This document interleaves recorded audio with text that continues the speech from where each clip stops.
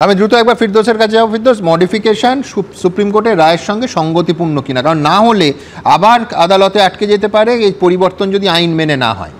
দেখুন, এটা আদালতে আটকে যাবে, আমি এখানে পরিষ্কার বলছি। তার কারণ হচ্ছে সুপ্রিম কোর্টের রায় এবং পরবর্তী 3 তারিখের রায় এবং 17 তারিখের নির্দেশ, তার আগে কলকাতা হাইকোর্টের রায়, যদি সেই রায়ের কলকাতা হাইকোর্টের রায়ের 363 নম্বর প্যারাগ্রাফ পড়েন আর সুপ্রিম কোর্টের রায়ের কনক্লুশনের প্যারাগ্রাফ নাম্বার 45 থেকে পড়েন, তাহলেই পরিষ্কার হয়ে যাবে স্পেসিফিক্যালি প্যারাগ্রাফ 49, যেখানে স্পেসিফিক 49 এবং 51, যেখানে স্পেসিফিক্যালি বলা আছে কিভাবে রিক্রুটমেন্ট হবে। যেমন ধরুন কলকাতা হাইকোর্টের রায় 363 নম্বর প্যারাগ্রাফের 11 নম্বর সাব প্যারা থেকে পড়তে শুরু করুন। দেখুন এখানে বলাই আছে যে ডিক্লেয়ার্ড ভ্যাকেন্সিতে নিয়োগ করতে হবে এবং এসএসসিকে রুল মেনে তাকে নিয়োগ করতে হবে। তারা পলিসি ডিক্লেয়ার করবে, সেই পলিসিটা ওয়েবসাইটে আপলোড করতে হবে। সেখানে কোথাও নতুন করে রুল ফ্রেমিং এর কথা বলা নেই, কিন্তু রাজ্য সরকার রুল ফ্রেমিং কেন করলো এখানে পরিষ্কার হয়ে যাবে যদি নাম্বার ডিভিশনটা একবার দেখেন।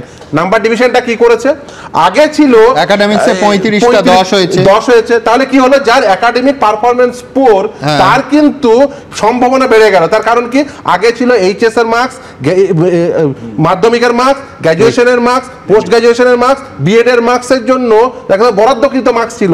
এখন কিন্তু সেসব থাকলো না, গ্র্যাজুয়েশন পোস্ট গ্র্যাজুয়েশনের উপর ভিত্তি করে 10 নম্বর মার্কস। শুধু তাই না, আগে ছিল শুধুমাত্র ইন্টারভিউ 10, এখন ইন্টারভিউ কি হলো, লেকচার ডেমনস্ট্রেশন আরো 10। এবং শুধু তাই না, সিবিআই সুপ্রিম কোর্টের সামনে বলেছিল আগে ইন্টারভিউ মার্কস ম্যানিপুলেশন হয়েছে। ভাবুন, আগে 10-এ মার্কস ম্যানিপুলেশন হয়েছে, এখন 20-তে মার্কস ম্যানিপুলেশন হবে। শুধু তাই না, তার সঙ্গে লেকচার ওরাল ঢুকে গেল এবং প্রায়র টিচিং এক্সপেরিয়েন্সের জন্য 10।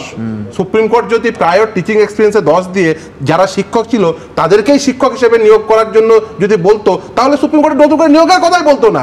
আসলে এটা কথা বলছো, আবার এটা অবভিয়াসলি। তার কারণ আজকে দেখুন, আজকে যে ছেলেরা মামলা করেছিল, মডারেট পিটিশনার যারা ছিল, তারা আজকে এসছে যে কে তো হতে পারে না, কারণ তাদের প্রথম থেকেই ডিসঅ্যাডভান্টেজেস পজিশনে পৌঁছে দেওয়া হচ্ছে। প্রথম থেকেই বলে দেওয়া হচ্ছে তোমাদের জন্য 100 না, তোমাদের জন্য এই নিয়োগ প্রক্রিয়া হবে 90, কারণ টিচিং এক্সপেরিয়েন্সে তারা কোনো নাম্বার পাবে না।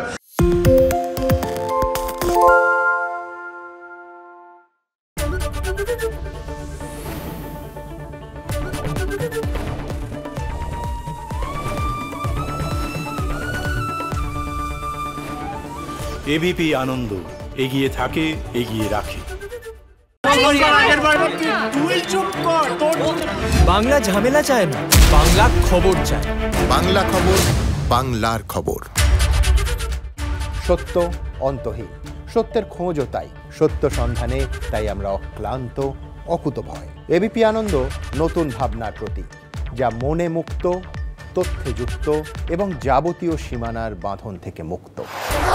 সীমা না শব্দটির মধ্যে লুকিয়ে আছে মানা শব্দটি, যেন চোখ রাঙানি এক অদৃশ্য বেড়াজাল, যা আটকে রাখে আমাদের এক ছোট্ট গণ্ডির মধ্যে। একমাত্র সঠিক খবরই গড়ে তুলবে এক মুক্ত সমাজ। সেই জগৎ গড়ার লক্ষ্যে কোনো সীমানার ঠুকুটি আমরা মানব না।